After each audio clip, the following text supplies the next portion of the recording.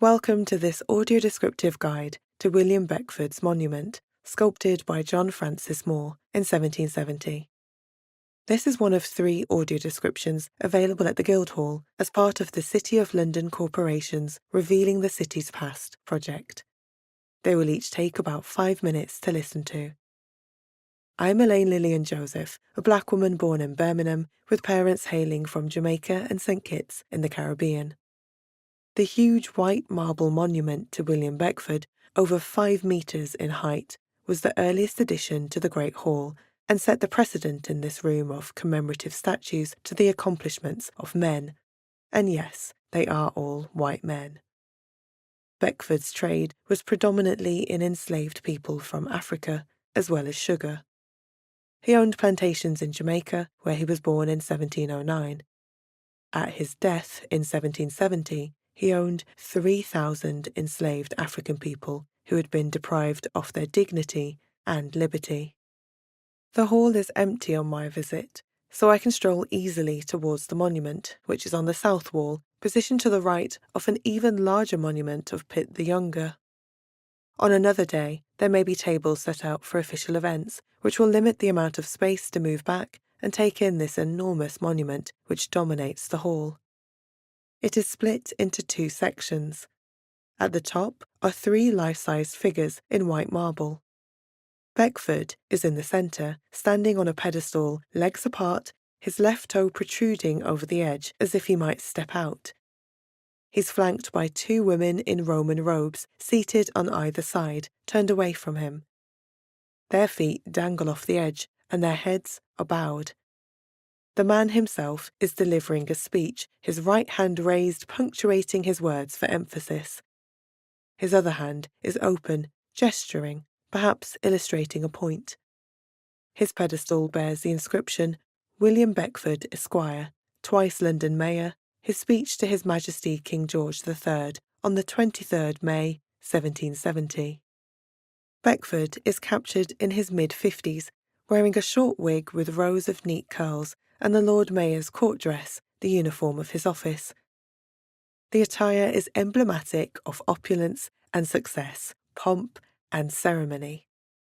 A robe trimmed with ermine, also known as stoat fur, sweeps the floor on the left, and the tail is wedged between a stack of books on a plinth to our right, its heavy material cascading.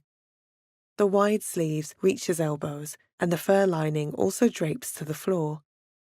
Lace peeps out from the cuffs of the coat underneath, and under that is a buttoned-up waistcoat intricately carved to suggest embroidery. His civic regalia, the mayor's chain, is made up of intricate links draped around his shoulders. A jewel, a pear-shaped pendant, hangs over his chest. He's wearing knee breeches, stockings and court shoes with buckles. On the bottom section of the monument is a 2-metre-wide black tablet, bordered by white marble. It is engraved in gold text, with a full reproduction of Beckford's long speech to King George III. The committee in charge of choosing the design of Beckford's monument expressly requested that the speech should appear in full.